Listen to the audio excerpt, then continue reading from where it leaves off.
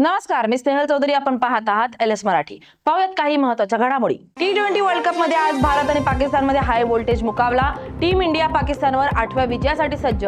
श्रीलंकेच्या कोलंबोत दोन्ही संघ भिडणार. टिपू सुलतानला नायक मानणाऱ्यांसोबत क्रिकेट कशाला खेळता? संजय राऊतांचा देवेंद्र फडणवीसांना सवाल. आम्ही सामना पाहतच नाही, हा भाजपचा खेळ. संजय राऊतांची टीका. बीडच्या परळीत सुरू असलेल्या महापशुधन एक्स्पो पशुप्रेमींसाठी पर्वणी.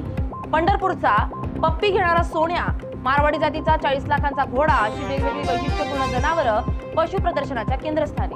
बीडच्या लिंबा गणेशमध्ये धावत्या कारनं घेतलेला अचानक पेट. कारमधील दाम्पत्य बालंबाल बचावलं, आगीत वाहनाचं मोठं नुकसान.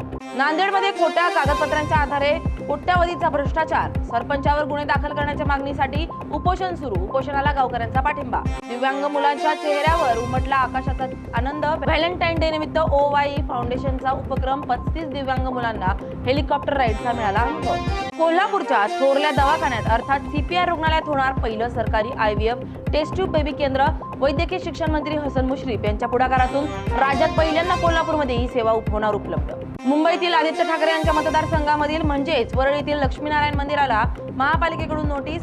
लक्ष्मीनारायण मंदिर 15 दिवसात खाली करण्याचा पालिकेचे आदेश. मंदिर स्थलांतरित न केल्यास बांधकाम पाडण्याची शक्यता. पुणे, कोल्हापूर, जालना, गडचिरोली या 4 जिल्ह्यांमध्ये कार्डियाक कॅटलॅब उभारणीस सार्वजनिक आरोग्य विभागाची मंजुरी. 99,85,89,000 रुपयांचा निधी मंजूर. यामध्ये कोल्हापूर सेवा रुग्णालय तसेच गडहिंग्लज येथील सर्वोपचार रुग्णालयाचा समावेश. अकोल्यात कामगार मंत्री आकाश फुंडकर यांच्या पालकत्व जिल्ह्यातच बांधकाम कामगार योजनेचा बोजवारा. किट वाटपात प्रचंड गोंधळ. प्रशासन गायब, ठेकेदार एजन्सी मनमानी. या होत्या काही महत्त्वाच्या घडामोडी. पाहत राहा LS मराठी.